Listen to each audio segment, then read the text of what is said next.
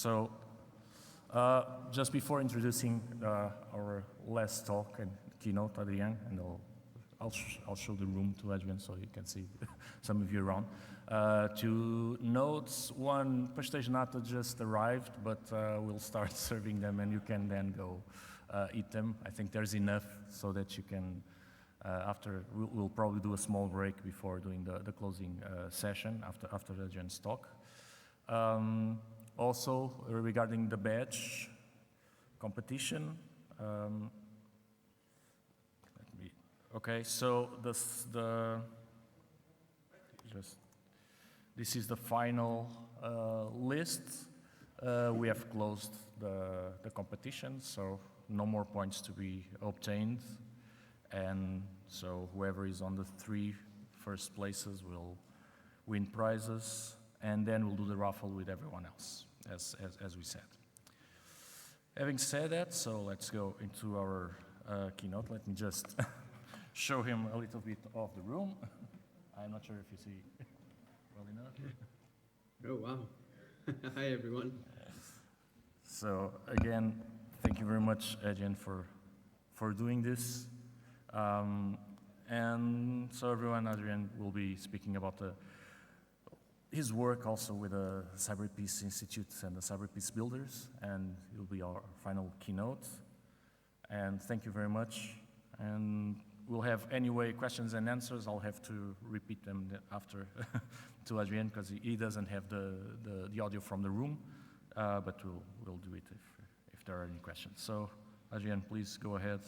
I'll try to also put this in full screen and so on, but go ahead. Thank you, Bruno. So, hi, everyone. First of all, I'm really sorry not to be there in the room with you. I had my flights, everything was prepared. I was literally almost on the way to the airport, and one of my 3 kids got sick, had to be transferred to the hospital. He was discharged today, so at the end of the day, he's okay, but it was a very stressful period, and I have 2 other kids, and it was just not manageable. But I'm really bummed because I was very excited to come and see you all. I was very excited to come and see some of my staff that are based in Portugal. I even have family in Portugal, so I was really bummed not to be able to be there. But thanks a lot to the organizers, to Bruno, to Georges for accommodating this talk even remotely. Thanks a lot for your flexibility, guys. Really appreciate it.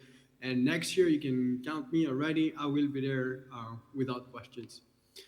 So I'm Adrien. I'm the Chief Operations Officer of the CyberPeace Institute. I'll just say a few words about who I am, and then I'll jump right into the presentation. But just as way of introduction, so I'm a telecommunication engineer by trade. I'm French originally. I studied global security as well in the UK, and more recently did an MBA. So I have a bit of a technical background, a policy background, and a business background, which I try to merge into what I do. So I started my career working for a big defense company in Brussels called Thales, dealing with their cybersecurity contracts for the EU and NATO. I switched to the French government. I worked for ANSSI, which is the French cybersecurity agency. And went a couple of times to Portugal to meet my counterparts there. And then I switched over to ENISA, the European Cybersecurity Agency, and came back to Portugal quite a few times for several meetings there on cyber exercises, crisis response discussions.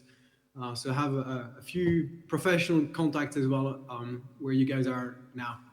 And then I came to Switzerland to work for the World Economic Forum, which was setting up a center for cybersecurity at the time. And then quickly switched over to the CyberPeace Institute, where I am now, as it was founded, and was this fantastic opportunity for me to apply, well, business, technical background, and policy background in one organization. So let me try and connect my slides. Sorry, just a sec. Right, I suppose that you can see this. So what I want to talk to you a little bit about today, knowing that you had a keynote from a good friend of mine, Josh, earlier about his own work at I Am the Cavalry, was to tell you a little bit more about our program, which looks at taking the goodwill in our industry and channeling it to a good cause, which is something that Josh has done extremely well for the last 10 years, and I hope for the next 10 as well. I wasn't able to see his presentation because I wasn't there, so I'm bummed, but I think I have an idea of what he discussed with you guys. But I wanted to echo a little bit his own keynote and tell you a little bit what has been our own journey into that space and taking a step there or leap, and calling it an hacktivist movement, right? It's a debate that we can have during the presentation or after, but we feel confident at the Institute to connect our work to the world of hacktivism. I don't know how Josh feels about that, so I'm not going to label the I Am the Cavalry as a hacktivist group, but I think it's looking at having an impact, social impact, political impact. So in that frame of mind, I think that it fits that narrative. But anyway, the presentation today is supposed to give you some tips and tricks, and so you can learn from my mistakes from others as well, into venturing into that space and basically doing even more good than I hope you guys are already doing. So as I was mentioning, hacktivism, if you look at the definition, and I had to look for a couple of definitions because a lot of them had very negative connotations, but I found this one that I liked a little bit more than the others, which is essentially the use of computer-based techniques to promote a political agenda or social change, right? And the term was coined by an organization called the Cult of the Dead Cow that's based in Texas. I haven't been there. I don't know them, so I'm not an expert in their activities, but I know that they coined that term in 1994. They were set up 10 years before, the year I was born, so it's definitely not involved in those activities. But they are the ones who initiated that whole hacktivist movement. They created the hacktivism manifesto and a number of other activities that really make them prominent in that space. And I'm sure if you don't know the Cult of the Dead Cow, you will definitely know WikiLeaks, that is an offshoot of the Cult of the Dead Cow, and some folks walked in one and the other, etc., and is a lot more famous, obviously, and has led to profound political changes, but also profound trauma, if I dare say, for their founders and the folks that have or associated with them. And then linked to that, or following that, Anonymous is obviously the biggest of all and most famous of all hacktivist collectives. The two latter groups, the Cult of the Dead Cow doesn't have a negative connotation as far as I know, as far as I could tell as well in my research, but definitely WikiLeaks and Anonymous are portrayed in several states and news outlets as folks that engage in illegal activities to further their own social agendas. I think it's on a spectrum, and I'm not here to say that it is or it's not illegal. It's not a point of this presentation. I'm just saying that hacktivist activities fall on the spectrum of impact, of social motivation, of legality, and certainly many of the things that the Cult of the Dead Cow, as recognized organization, did 20, 30 years ago could have been considered a little bit over the top, or a little bit, I don't want to say illegal, but a little bit different than what, very conservative people would do, let's put it this way.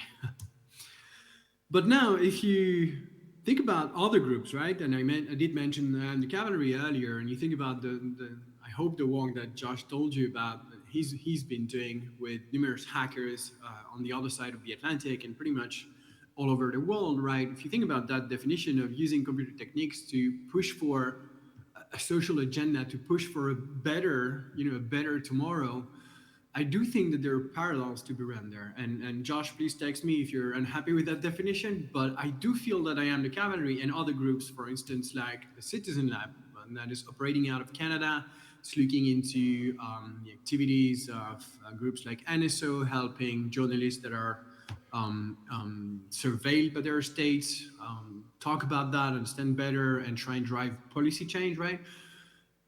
They're also using computer-based techniques to try and further a particular social and political agenda, right? Trying to build a better world, at least as far as I hope all of us are concerned, in terms of getting rid of civilians, protecting encryption and things like that, right? Think about Bellingcat, also, an NGO foundation based in the Netherlands. If you don't know them, they do collaborative, crowdsourced OSINT work. So they take pictures and investigations led by normal citizens and their own staff, and they use that to report on war crimes and human rights abuse and things like that, right? So they're also using computer-based techniques to promote and further a better future. So are they hacktivists? What about Access now, that has a digital helpline that's helping journalists and human rights defenders and at-risk individuals defend against repressive regimes and espionage and all this stuff, right? Are they hacktivist collectives? They have also political agenda. They do advocacy work. They push things. They try and change the status quo, right? So I hope I'm not offending anyone with that, and I have a very open mind around hacktivist collectives, but I do see that there are parallels between groups that have gone a little bit above what's what the law, or beyond what the law says is legal, and groups that are definitely sticking within legal boundaries, but also trying to touch the edges and further a social agenda that's hopefully going to either protect the good that we have in this world today, or get rid of the evil that we have. The CyberPeace Institute is a young organization, first of all, right? We don't have the history of these folks. We're a nonprofit founded in 2019. We're based in Switzerland. So I'm not trying to compare any of the work that we are doing with those that have been around for decades and doing amazing work, but there are certainly models that we look up to in terms of changing the world and making the world a better place. So we've grown in that period to about 40 people with a simple mission, that is to protect the most vulnerable in cyberspace. The way in which we are doing this is through in three parts. Let's put it this way. First, we dispatch digital assistance for free to vulnerable communities. And I'll spend a lot of time explaining you exactly what we do in the next slide, so I'm not going to tell you more. But just remember that we do walk on the field trying to understand what is happening to vulnerable communities and provide them direct help, right? So in doing so, we're also able to understand better how these vulnerable communities suffer because of cyber attacks, because of digital technologies we've created, because of laws that we've passed or have not passed. And so in understanding better this human suffering, we are trying to also document it. So that's the second core activity of the Institute, is to bring all of that suffering essentially to the public domain so that everyone can understand what digital technologies are fomenting when it comes to vulnerabilities, right? So we've reported on attacks in the healthcare sector, for instance, during the pandemic. We've got an open platform that you can check. Data sets are obviously open, where we talked about attacks against healthcare and lots of some parallels with the work that I guess Josh told you about. For the last year and a half now, since basically the war in Ukraine started, we've been tracking all of the threat actors in that space, looking at all of these. So over 100 of them, we've been tracking over 3,000 cyber attacks associated with those actors that are having an impact on civilian populations, right? So again, an open platform that you can consult. You can download the data sets and you can engage with us if you're interested, of course. But essentially trying to put out there how people are being attacked through the internet. And then the third core activity of the Institute is to take all of these learnings, take all of these documents that we make public and drive advocacy, right? So advocacy is what we call in the non-profit sector lobbying, but if you work for a private company, lobbying is essentially the same. You're trying to influence decision makers for your own agenda. And then in the non-profit sector, we talk about advocacy, which is essentially providing these materials to decision makers at the UN. So we contribute to UN negotiations through the open-ended working group. So I have colleagues that are flying all the time to either Vienna or New York. We were at the Paris Peace Forum last week talking about cyber mercenaries. We're engaging with diplomats and cyber diplomats all over the world. Obviously in Switzerland, we're talking a lot to them also because there's a number of NGOs and international organizations here in Geneva, but we're also doing work in The Hague, we're doing work in the US, trying to engage all of these decision makers in the international organizations, in the public sector, so heads of states and all of these diplomats, but also very much private companies that are creating technologies that are good or not good, or not creating technologies that would be good for NGOs, and trying to tell them, hey, This is how people suffer online. This is what we think can be done to change that. And for us, it's almost an existential threat to the future of our community, of the cyber community, but also just like how the world is evolving, right? If you think about it, we've created a beautiful beast, right, with the internet. And 20, 30 years ago, when it was appearing, everyone was thinking it was great, we could connect a lot of people, you know, the benefits far outweigh the risks. But now that we've gone, 20, 30 years in the future, and we've seen what it does, and the Institute reports on that, what it does to vulnerable communities, we realize that there's a huge part of the population that's suffering because of those technologies.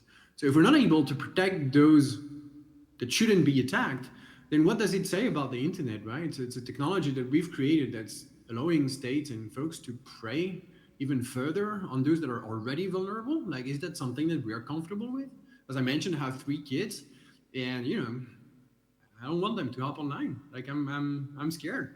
My eldest is 10. I don't think I want him to have a mobile phone, and so there's discussions at home about this because his friends have and stuff. But I'm concerned, like legitimately concerned, that the internet is a place that could be dangerous for him. And he's well educated. His dad is in cyber. I can put a lot of protections. So what about the kids whose parents don't know about that, living in countries where the state is after those their parents, or all those kids, like how they're going to protect themselves? So I feel that we in this community have a responsibility to protect them, and that's essentially what the Institute is trying to do. Okay, moving on.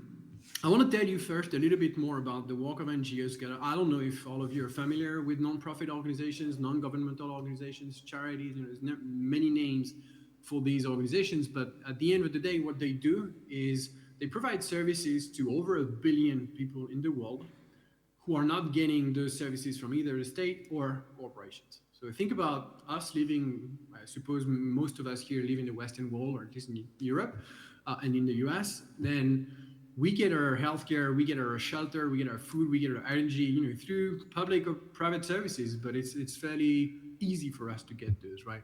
There's a lot of people in the world, 1 billion, and that's even growing, that depend critically on NGOs for shelter, for food, for education, for energy, for water, for basic needs.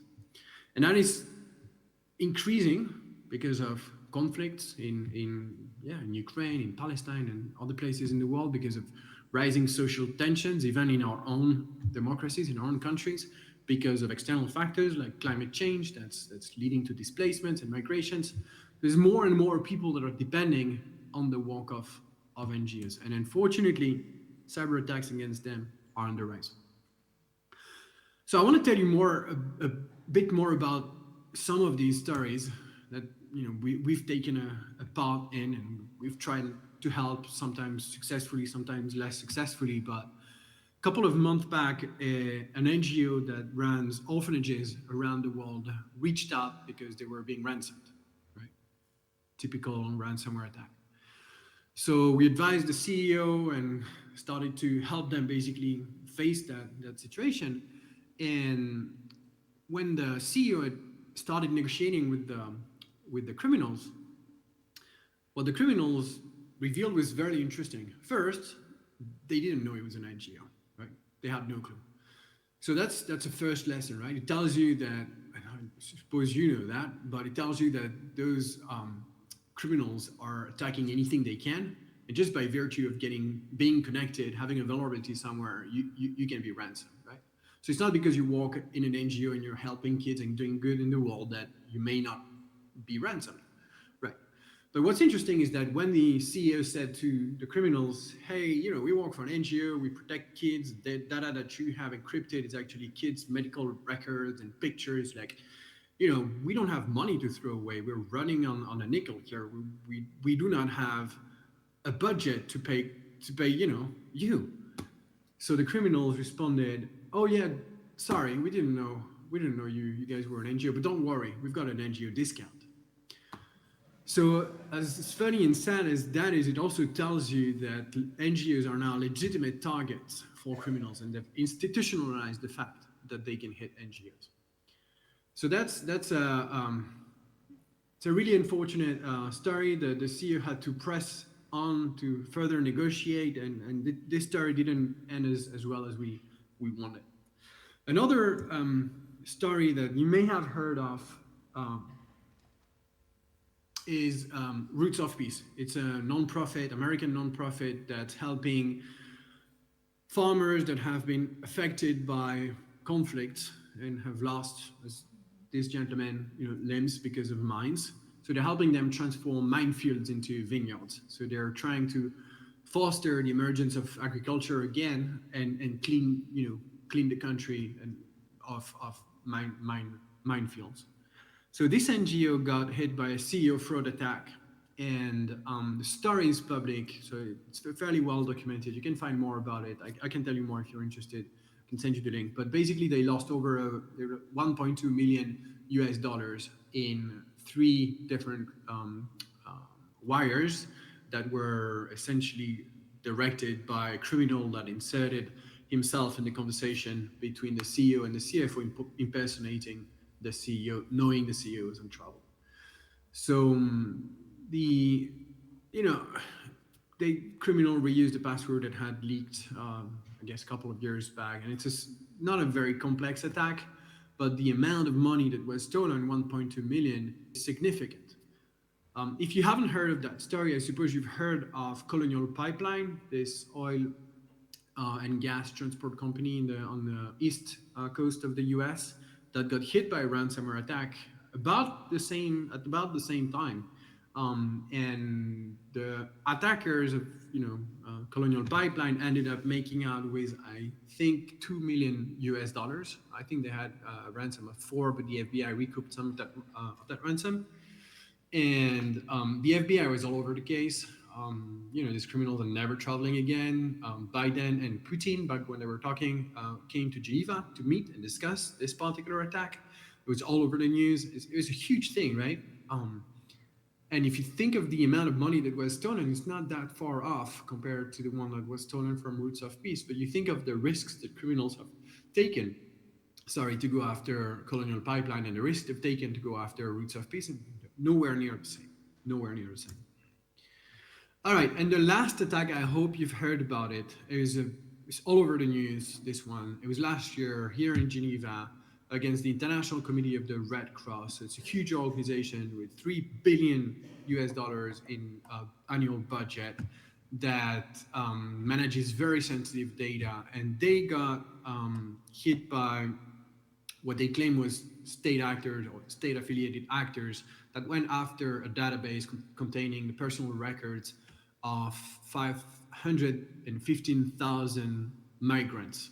So think of those folks as potentially people that are fleeing their countries because of repressive regimes, people that are trying to find a safe haven and have all of their data, where they are, where their relatives are located currently in Europe or back home, potentially accessed by the regimes that are after them. So that's, it tells you that even those bigger international organizations are also targeted by somewhat more sophisticated attacks just by virtue of having access to sensitive data.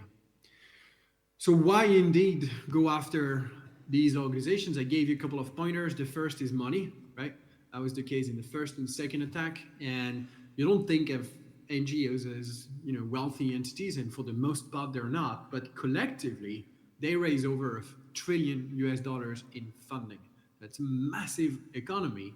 And those funds, at the end of the day, they move a lot, right? So there's a lot of transfers between one organization and the next and the other. And so they're at risk if those entities are not upping their level of cybersecurity. Many NGOs operate in sensitive contacts, and have very sensitive data at hand. Right? It could be data about migrants, could be data about people that are mediating conflicts. It could be data about healthcare data about kids, or about journalists that are reporting on particular states. So they hold sensitive data that, again, if not well protected, can be stolen by people that are politically motivated, or can be monetized by intermediary groups that can resell those to those state actors after. And then many NGOs lead sensitive operations on the ground. when they're active in humanitarian context, in conflict zones, they end up offering critical services that, if disrupted, can not obviously have an impact on the beneficiaries they're serving, but they can also help those who are against the work of those NGOs achieve a political gain.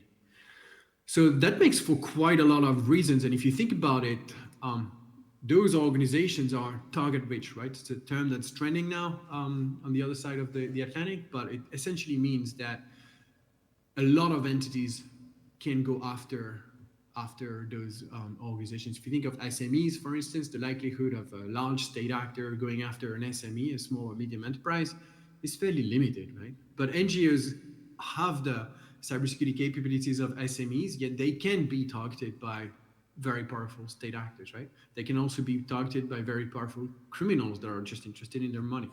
So it makes for quite an asymmetric relationship between their capability to defend and the resources of those attacking them. NGOs in general are cyber poor, meaning that they have poor cybersecurity standards.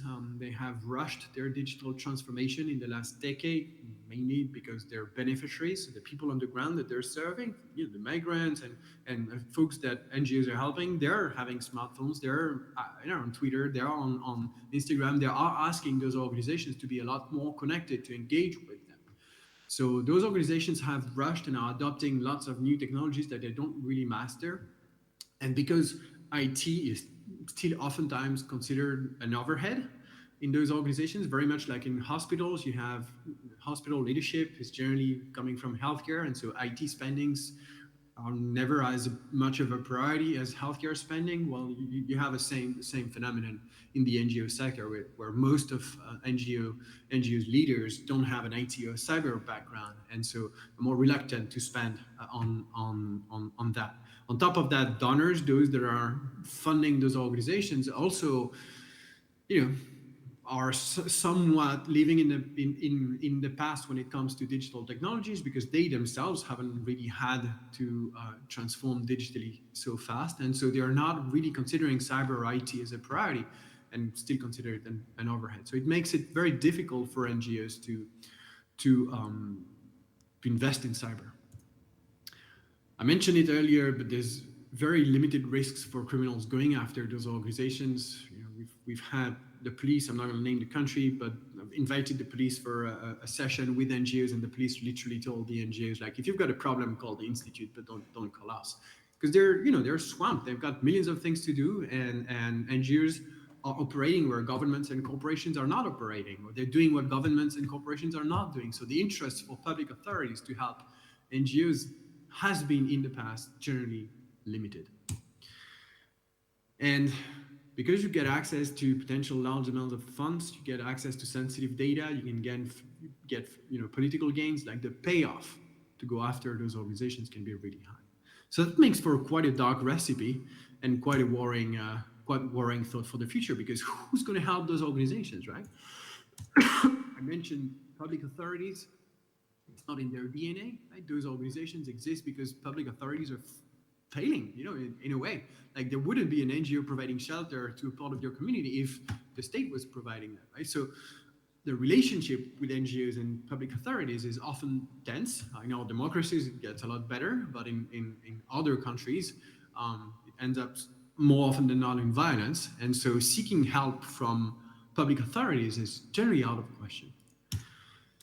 Private companies are eager to help, but when they got to choose between a high-paying client and a low-paying client, then there's only so much that they can do. So unfortunately, the current price structure in the cybersecurity sector makes it really, really hard for NGOs to have cybersecurity contractors and to have those experts at hand.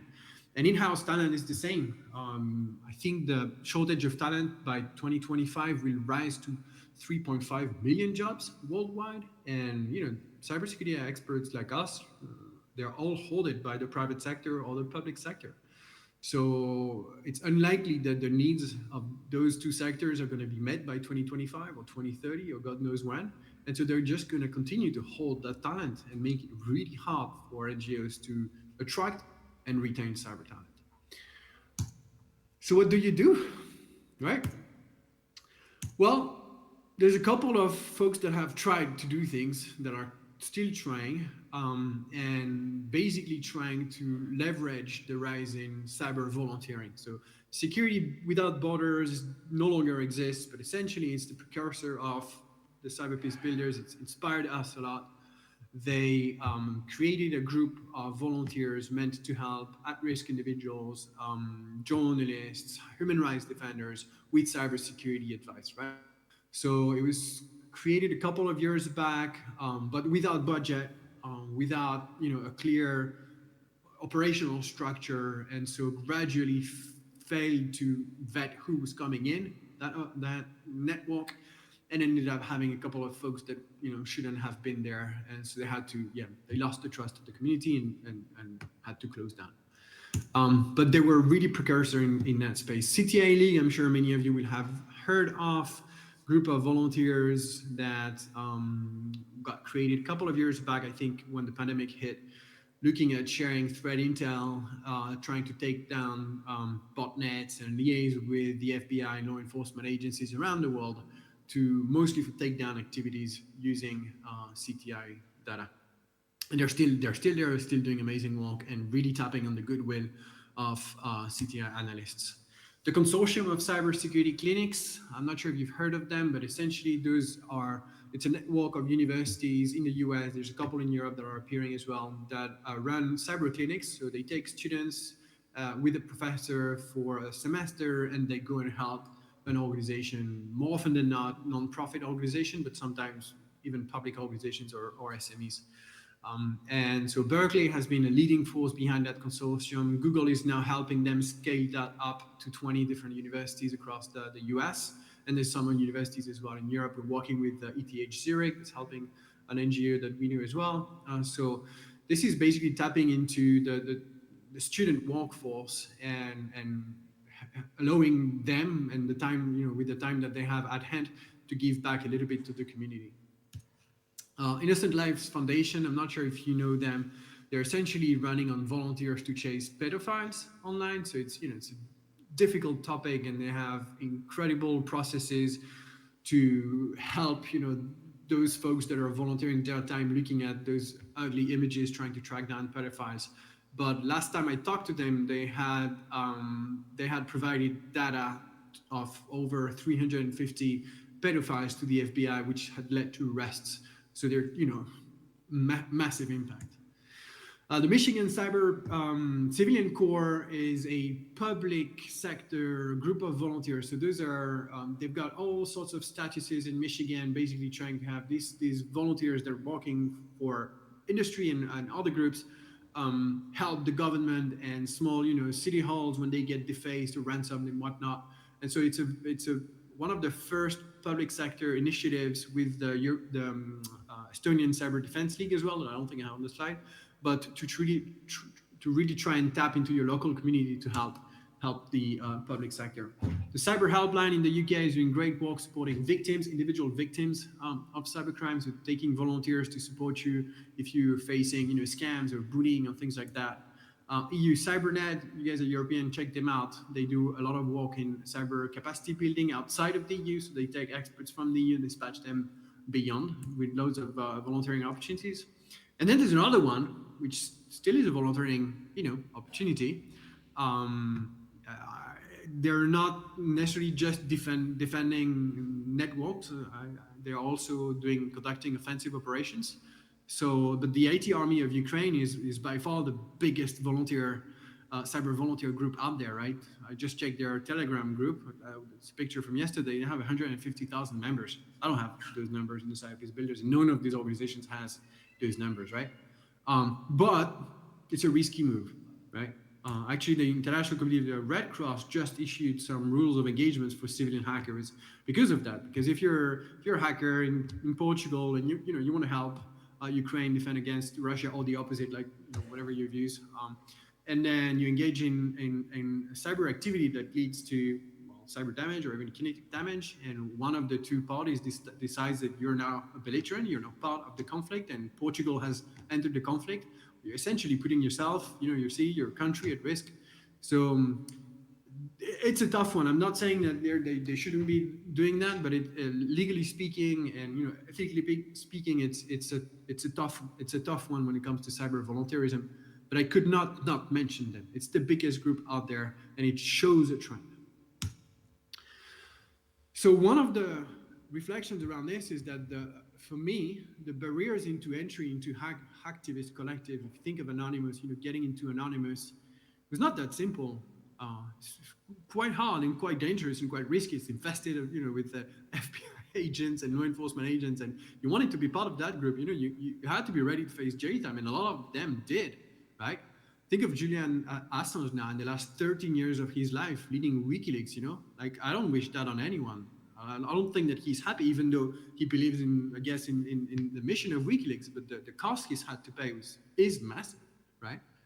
So these volunteering groups are essentially lowering, in my mind, the barriers of entry into those groups that are trying to provoke change, trying to do good, but are not, willing to risk their careers or risk their personal lives over a cause. So that's essentially what we've been trying to do at the Institute with the CyberPeace Builders. We've been trying to mainstream hacktivism to provide digital assistance at scale and for free.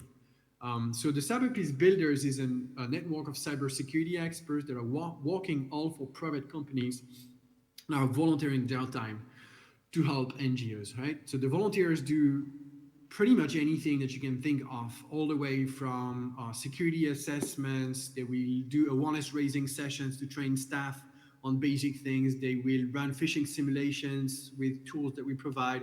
They can check for leaked credentials on the dark web to inform an NGO that they have potential vulnerabilities. They can do vulnerability scans as well to find open ports and ways in which criminals or states could get in. They can even provide support during incident response. We've got volunteers that did amazing work last month helping an NGO that got caught in the conflict in Palestine negotiate its way out of a ransom. So we've got, a large variety of stuff, and I wanted to show you actually the platform live so you understand that how it works, and it's not just a slide. So this is our mission board. So we're running on Mattermost. Let me start with that. We're running on Mattermost, which is an open source platform. It's like Slack, if you know Slack.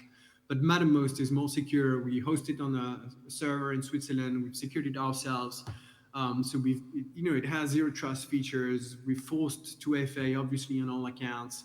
It's got great account granularity. So it's really, wait, Alexis is texting me. I'm running on overtime. Oh, I have 5 minutes to go. Wow. Thank you, Alexis. All right, so that's the platform. Essentially, this is matchmaking mechanism where NGOs advertise their needs. You can see here an NGO in Germany who needs help with a web vulnerability scan. This one needs a phishing exercise. And as a volunteer, if you're interested, you just slide the card to the right, and then we'll match you up with the NGO. We'll bring you to a separate channel where you can engage with them directly. You can have a Zoom call, whatever they need. Like, you can run an exercise, use the tools that we got, and then help them out, right? It's as simple as that. I could tell you a lot more, but because I'm running out of time, let me go back to my presentation. Sorry. Okay. I have a few things more that I want to tell you. This is our impact in the last 2 years. So we've helped close to 200 NGOs. You can see some of their logos on the left, and you recognize some family names, but we also help very small NGOs. Like, we helped an NGO in Mexico that supports pregnant women in slums to educate them on their pregnancies. If they get like weird sicknesses, they don't know how to ask a doctor or whatever. So we've helped them secure their code. So a volunteer did a full secure audit of their code, basically, and rewrote the entire code. And that app has now been approved by the Mexican government. So it's top-notch standards. So we're helping the Swiss Demining Foundation, for instance, right? Quite active in Ukraine, trying to get rid of mines over there, trying to help them with their cybersecurity. As you expect, they're getting hit quite a lot. So there's almost 200 of those NGOs that are doing amazing work. Those, they are the real heroes. Like, we're just the intermediary here between you guys that are using your skills to help these guys that are doing really, really impressive work. So far, we've led over 600 missions, done 1,200 hours of volunteering, and we're working with volunteers coming from 45 companies, and you can see some of them on the right here, so working also with big groups and smaller groups. We have small companies as well. Because we've created that position of trust with those NGOs, there's more that we can do than just matching them with talent, right? We process and we get access basically to free CTI coming from companies like BitSide, Cadu, or Microsoft and others. And now we have the ability to raise the awareness of NGOs that are targeted, that are facing incidents, that are vulnerable, that don't even know about it or don't care about it, right? Microsoft knows a lot of stuff about those NGOs, and they're trying to tell them, but all of them don't have the time, don't bother me with this alert, whatever. So they want somebody, us and volunteers, to put the highlight on those things and let those organizations know when something needs to change, right? Example here is a service that we run that's going to send emails to NGOs when we find credentials that belong to them that have leaked. Other things that we can do is based on the trust that we have, those organizations tell us where there are gaps, where technologies that they use fail them or where they're missing stuff. And so we can develop free things, like we have developed a sort of a WeTransfer that's a lot more secure, that files are not stored forever, etc., that they can use when they want to exchange files with others. We're partnering with Cloudflare as well to provide a phishing solution for them. And the upside for us is that we get a view on all of the phishing emails so that we can inform the whole community, and we make that available obviously for free to NGOs, so they're not paying anything, not to us, not obviously, but neither to Cloudflare. And going back to the mission of the Institute and activists trying to foster policy change, we're talking to the UN, for instance, about how to better protect humanitarian organizations in cyberspace. We've been able to launch a program with the City of The Hague to get all of their local companies to help all of their local NGOs, right? It's called Cybersecurity The Hague, and it launched at the One conference 2 months ago.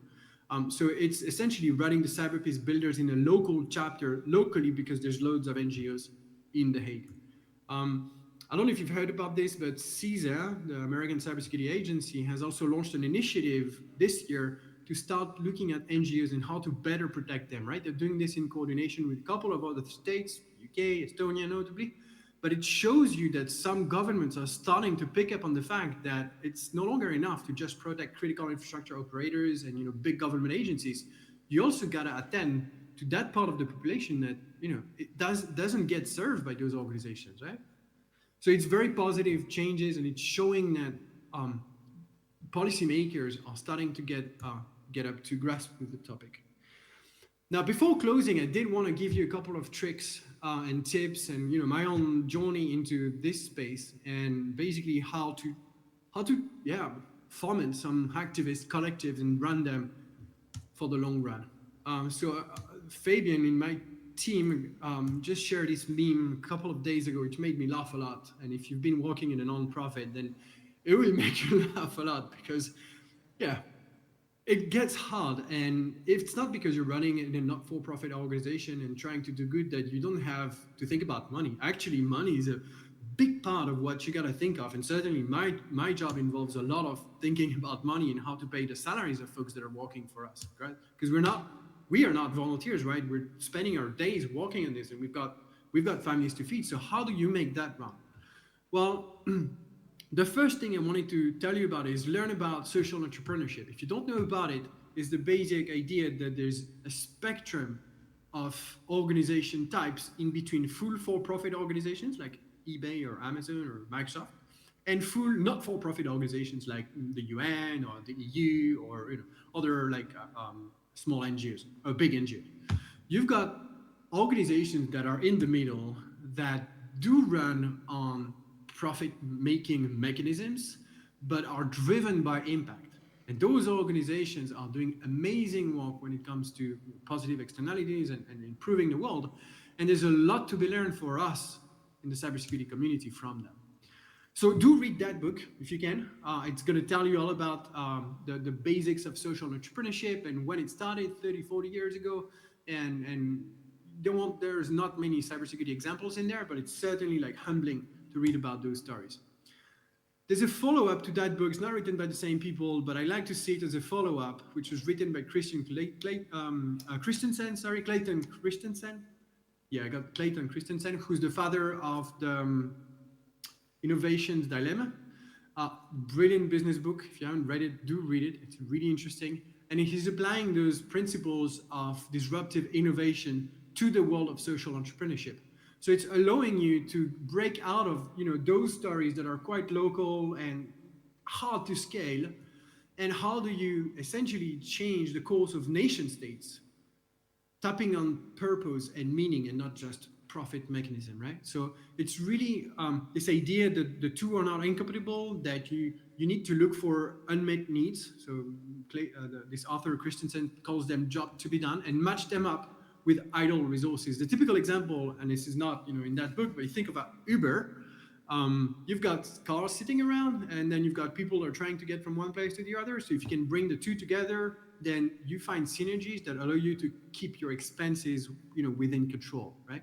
So if you're able to find, like we did, people that are interested to give back, and you have people that are needing some help, then there you go. You've got the beginning of a synergy, right?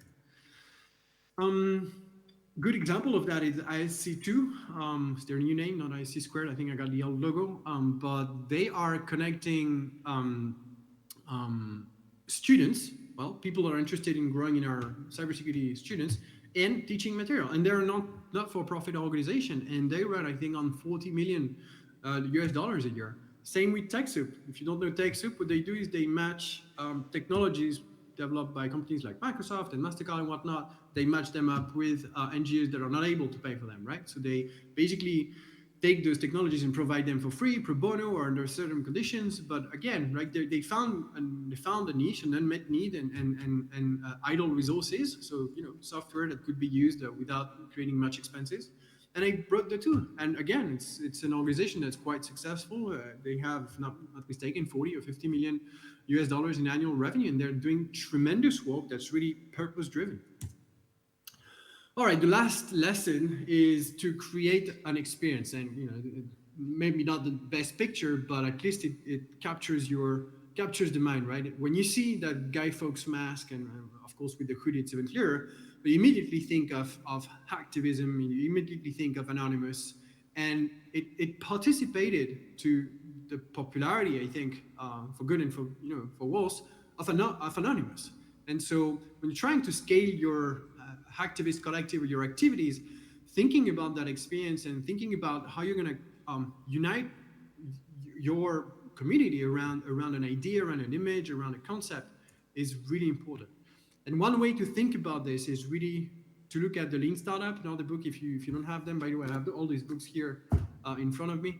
To run your hacktivist collective pretty much like a startup, right? Come up with an idea, build, right? Start building, start creating, start coding, measure how this is going, right? So get a lot of data on how things are going, try and improve, and then learn from your mistakes and improve your ideas. And so thinking of your hacktivist collectives, or thinking of your own associations, or whatever you guys are engaged in, your do-good initiatives, it's not because it's a do-good initiative or a nice initiative that it doesn't need to be well run, right? If you want it to scale, if you want it to be sustained in the long term, then you gotta take those good ideas from the business world, from operations and all of that, and marketing and whatnot, and try and extract the juice that matches what you're trying to achieve, and do it, right? It's not gonna run by itself.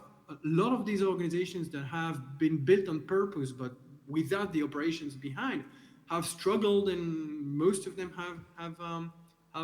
they've stopped.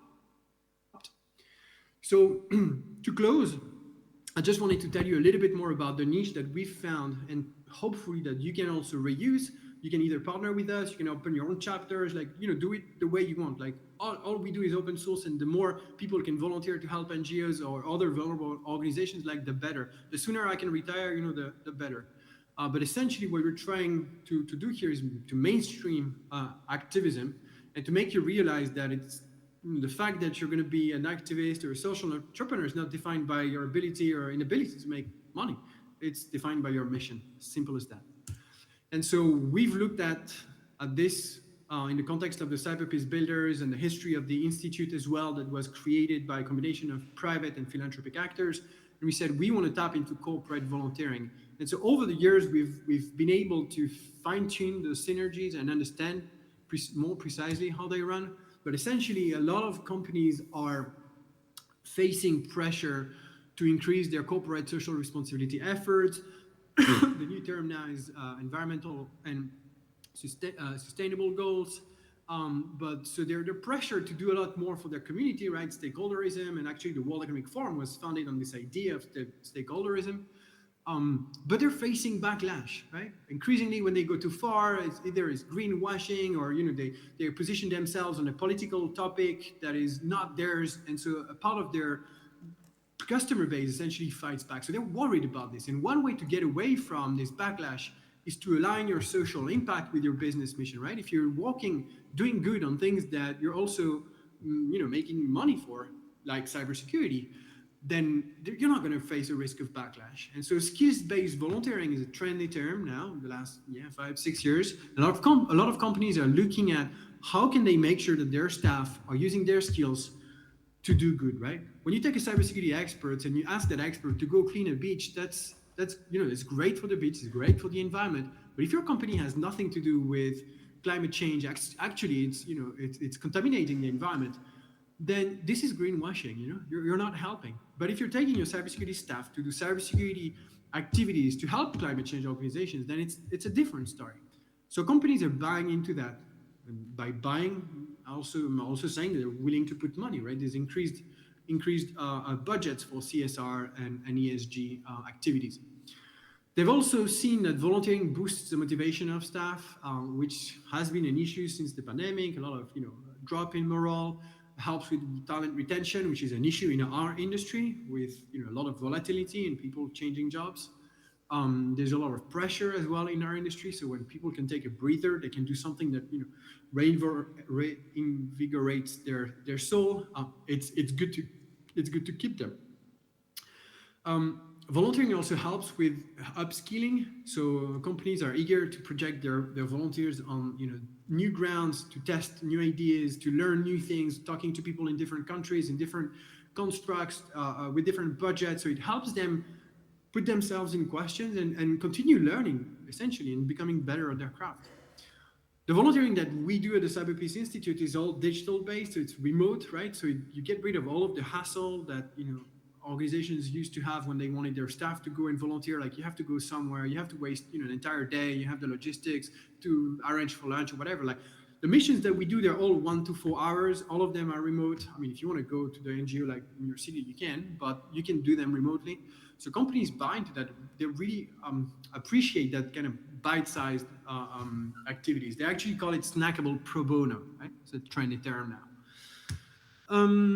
And then, a lot of those companies are eager to report back on their social impact activities. And because the activities that we do generate data, right? We know how many hours of volunteering people do.